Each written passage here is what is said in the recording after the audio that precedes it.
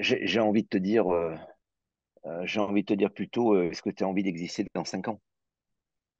Mhm. Donc, si tu as envie d'exister dans 5 ans, euh, effectivement, un programme tel que la CEC est plus que nécessaire, hein.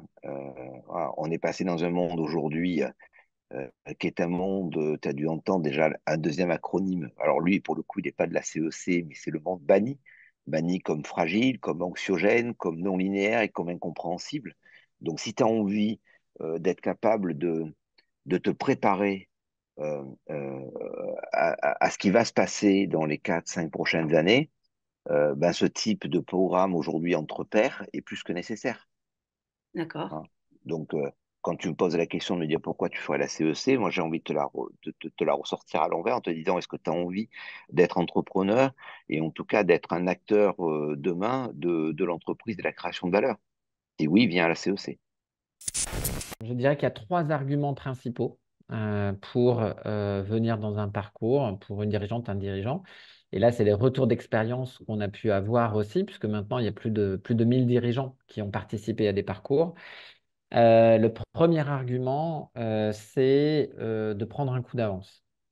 En fait, dans la CEC, les conférences qui sont mises en avant, les nouveaux modèles économiques, les enjeux de coopération, ils sont précurseurs par rapport à où va le monde économique. Et donc, les dirigeants qui participent, ils ont l'impression de s'équiper, de s'outiller et de prendre un coup d'avance par rapport aux grandes transitions qui sont en cours et sur lesquelles parfois on est un petit peu, on peut être un peu désarçonné par ces grands mouvements. On peut être parfois démotivé aussi en se disant bah, c'est tellement grand ce qu'il faut faire. Et donc, il y a vraiment cet aspect de prendre un coup d'avance. Mhm. On parle beaucoup euh, dans la CEC d'une approche tête, cœur, corps. Donc là, ce coup d'avance, il est plutôt au niveau de la tête, finalement, hein, au niveau du modèle rationnel pour anticiper sur l'entreprise. Après, au niveau du cœur, il y a aussi dans la CEC, on trouve en fait des ressources aussi intérieures donc pour les dirigeants pour s'engager et mettre finalement du cœur à l'ouvrage sur cette grande transformation qui les challenge en tant que leader. Mhm. Comment être à la hauteur des enjeux? Et donc, il y a vraiment cette dimension aussi d'avoir du temps pour se ressourcer, pour aussi partager avec d'autres dirigeants qui vivent cette même aventure et qui ont ces mêmes questionnements par rapport aux défis en cours. Et donc, finalement, voilà, de trouver du cœur à l'ouvrage dans le collectif.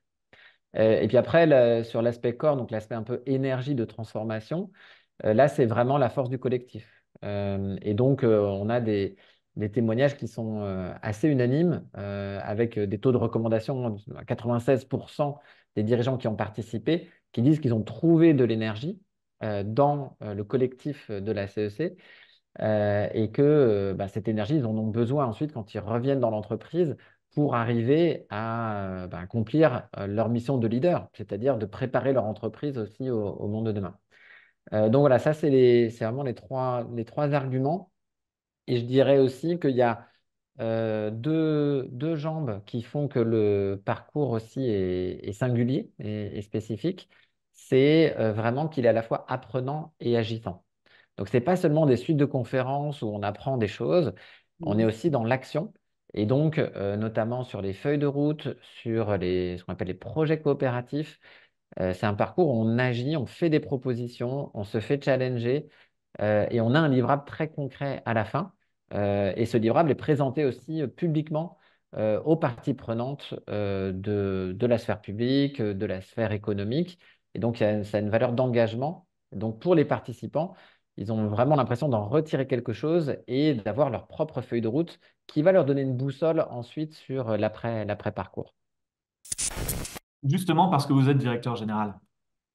Et nous, l'équipe qui avons lancé ce projet, on vient tous de l'entreprise, du monde économique. On a été start-upper, entrepreneurs, cadres ou membres CODIR dans des très grandes ou des très petites entreprises. Et culturellement, dans l'entreprise et l'élan qu'il peut y avoir d'une entreprise, on le sait, ça part éminemment des dirigeants et notamment présidents, DG. Et ce qu'on sait là d'expérience, ça fait une dizaine de parcours qu'on a pu faire. Ça fait je veux dire, un gros millier de dirigeants avec qui on a pu avoir cette expérience, le rôle de dirigeant, c'est le plus complexe dans les transformations, mais c'est aussi le plus déterminant.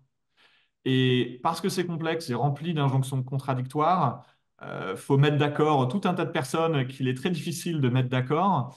Bah, nous, dans notre humble expérience, ce qu'on observe, c'est que ça peut créer une difficulté supplémentaire pour les rôles de dirigeants face à tout ce qu'on entend d'informations extérieures sur les transformations et les chocs qui nous attendent. Et pourtant, si on arrive à créer un cadre où des dirigeants peuvent pleinement partager sur leurs défis et peut-être leurs obstacles et leurs difficultés personnelles à y aller, il y a un peu une logique APM++ là-dedans, j'ai envie de dire.